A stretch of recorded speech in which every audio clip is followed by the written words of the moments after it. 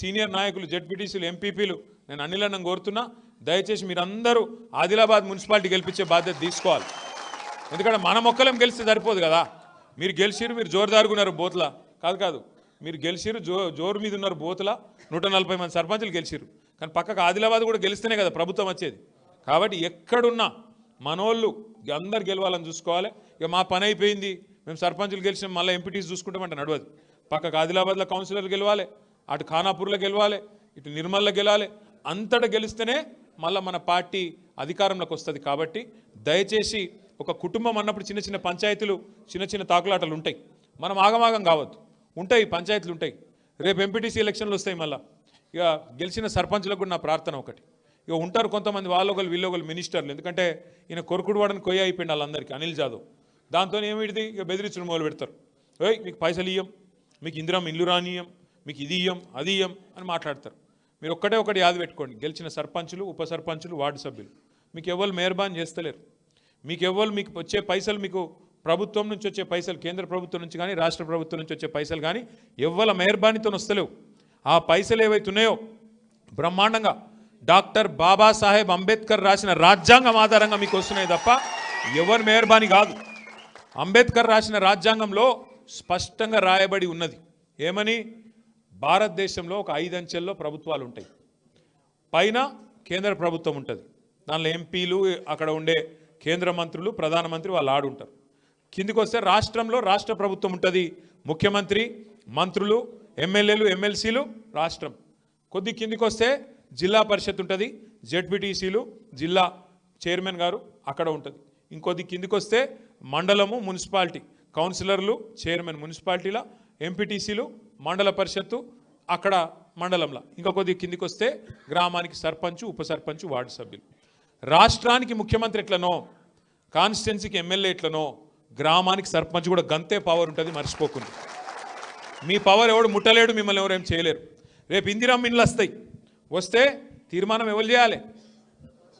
గ్రామ పంచాయతీ చేయాలి. లిస్ట్ ఎక్కడ పెట్టాలి? గ్రామ పంచాయతీలనే పెట్టాలి. దానిలో మంచి ఉన్నదా చెడు ఉన్నదా ఎవరు చెప్పాలి?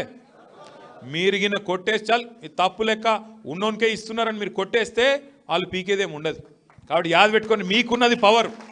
నిన్నటిదాకంటే వాళ్ళు ఆట ఆడింది సాగింది, ఎందుకు వాళ్ళకి సెక్రటరీలతో నడిపించుకున్నారు. ఇప్పుడు అట్లా ఉండదు. సర్పంచు, ఉప సర్పంచు, వార్డు సభ్యులు మీరు గట్టిగా నిలబడితే ఏ ప్రభుత్వం ఏం చేయలేదు, కేంద్ర ప్రభుత్వం ఏం చేయలేదు, రాష్ట్ర ప్రభుత్వం ఏం చేయలేదు.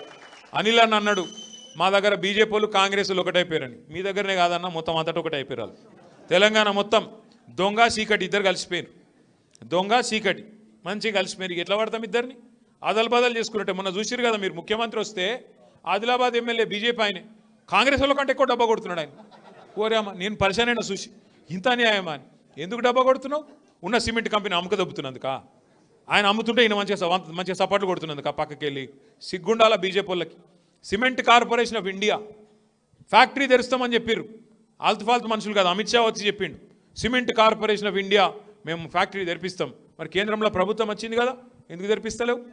ఆ మాట మాట్లాడే దమ్ము ఎమ్మెల్యేకి లేదు. ఇంకా దానికి ఇక్కడ ఉండే ప్రభుత్వం సహకరిస్తున్నది, కాంగ్రెస్ ప్రభుత్వం. మనం ఉన్న రోజులు అడ్డుకున్నాం, అట్లెట్లా అమ్ముతావా అని.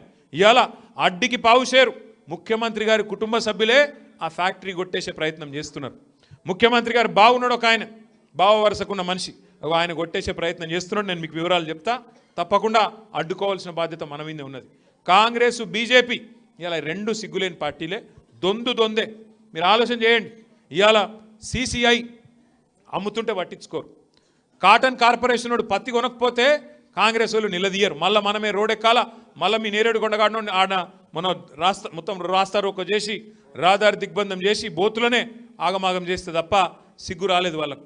అట్లాగే ఇవాళ ఒక్క హామీ కాంగ్రెస్ వాడు అమలు చేయకపోయినా, 6 గ్యారంటీలను అటకెక్కించినా ఒక్క బీజేపీ వాడు మాట్లాడాడు, ఒక్కడు గట్టిగా అడగాడు.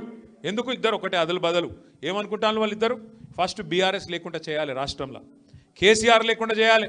అప్పుడు మన ఇద్దరం ఆడుకోవాలి, నువ్వు కాకపోతే నేను, నేను కాకపోతే నువ్వు. బీఆర్ఎస్ ఉండద్దు, ఇది వాళ్ళ కోరిక.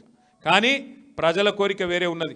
మళ్ళా కేసీఆర్ రావాలి, 2028లో ఖచ్చితంగా రాష్ట్రానికి ముఖ్యమంత్రి కావాలనే కోరిక ఇలా ప్రజల్లో బలంగా ఉన్నది.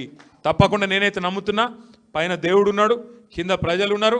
మీరు అనుకుంటే, దైవ బలం ఉంటే తప్పకుండా కేసీఆర్ గారు తిరిగి రాష్ట్రానికి ముఖ్యమంత్రిగా బాధ్యతలు చేపడతారు. మళ్ళా బోతు నియోజకవర్గంలో మీరు ఒకటే యాద పెట్టుకోండి, ఈ 2 ఏళ్ళు కొద్దిగా కష్టం ఉంటుంది, తప్పదు. ఉన్నకాడికి పైసలు వస్తాయి. కేసీఆర్ గారు ఉన్నప్పుడు మంచిగా గ్రామాలు బాగా చేసిండు, అద్భుతంగా. ప్రతి ఊరిలో ఒక డంపింగ్ యార్డ్, ఒక వైకుంఠ ధామం, ఒక నర్సరీ, ఇంటింటి ముంగట చెట్లు మంచిగా బ్రహ్మాండంగా, నల్లా, ప్రతి ఊర్లో వాటర్ ట్యాంకులు, ట్రాక్టర్లు, ట్రాలీలు ఇవన్నీ పెట్టిండు. కానీ కాంగ్రెస్ వచ్చినాక ట్రాక్టర్ల డీజిల్ దిక్కులేదు, ట్యాంకర్ల నీళ్లు దిక్కులేవు, మొత్తం ఊరంతా గబ్బు గబ్బు పట్టించింది. ఇలా వాటిని బాగు చేసే ప్రయత్నం మళ్ళీ చేయాల్సింది మన సర్పంచులే. కాంగ్రెస్ సర్పంచులు ఏం చేయరు. వాళ్ళు ఎంతసేపు పైరవిలు తువాలా దులపాలా, ఆడవై ఆదిలాబాద్లో కూర్చోవాలి, ఈ పైరవి ఆ పైరవి పైసలు సంపాదించుడు, అదే పనిలో ఉంటారు. కానీ మళ్ళొక్కసారి కేసీఆర్ శిష్యులుగా మనమే గ్రామాల్ని కథానాయకులమై నడిపించాలి. మళ్ళీ తెలంగాణ ఆనాడు పల్లె ప్రగతి రూపంలో ఎట్లయితే అద్భుతాలు సృష్టించిందో, ఎట్లయితే 30% అవార్డులు ఢిల్లీలో కొట్టిందో, మళ్ళొక్కసారి మనమే ఆ పని చేసి చూపెట్టాలని చెప్పి కూడా నేను మిమ్మల్ని కోరుతూ, నేను అనిల్ అన్నకు నేను ఒకటే మాటిస్తున్నా, ఒక ఉజ్వలమైన భవిష్యత్తున్న నాయకుడు అనిల్ జాదవ్ గారు, కాపాడుకోండి. ఎందుకంటే వాళ్ళు పెట్టే ప్రలోభాలకు కూడా లొంగకుండా నికార్సుగా క్యారెక్టర్తో నిలబడ్డాడు. రేపు కేసీఆర్ గారి ప్రభుత్వం మళ్ళీ వచ్చిన తర్వాత ఉజ్వలమైన భవిష్యత్తు అనిల్ అన్నకు కూడా ఉంటుంది. అట్లాంటి మంచి నాయకుడిని కాపాడుకోండి అని చెప్పి మీకు మళ్ళొక్కసారి విజ్ఞప్తి చేస్తూ, గెలిచిన ఇంకొక మాట లాస్ట్కున్నది, దయచేసి మనం సర్పంచ్లను పిలుచుకున్నాం, వాళ్ళని అవమానించద్దు. మనం ఏం చేస్తామంటే, ముఖ్యంగా లేడీ సర్పంచులు చాలామంది ఉన్నారు, ఫస్ట్ వాళ్ళకి సన్మానం చేసుకుందాం. తర్వాత ఉప సర్పంచులు, వార్డు సభ్యులు, ఫోటోలు దిగేటోళ్ళు అటెన్క జర్రా కొద్దిగా ఓపిక. ఎందుకంటే నాకు తెలుసు పావుదొక్క 2 అవుతుంది, మీకు కూడా ఆగమాగం ఉంటుంది, కడుపులో గావరైటోళ్ళు కూడా కొంతమంది ఉంటారు. కానీ కొద్దిగా ఫస్ట్ లేడీసు, ఈ నూకుడు దొబ్బుడు మీదవాడు ఫోటోలు అవి అటెన్క. ముందు లేడీసు సర్పంచులు పిల్లలతో వచ్చిన వాళ్ళు ఉన్నారు, వాళ్ళని ముందు పంపిద్దాం. మీరు ఎన్నుకున్న వాళ్ళు జర్రా ఆగం చేయకూరి, మీద పడకూరి, మమ్మల్ని ఆగం చేసి బేదారు చేయొద్దని చెప్పి కోరుతూ, మా యూనిస్ భాయ్ కూడా వచ్చిండు, ఆప్కా भी తయ దిల్ సే మే శుక్రియా అదా కర్తాం. జై తెలంగాణ. జర్రా వాళ్ళు లేడీసు సర్పంచ్ జర్ర గడబడి చేయకుండా, లేడీసు సర్పంచులు అనిల్ అన్న పిలిచినట్టు రాని.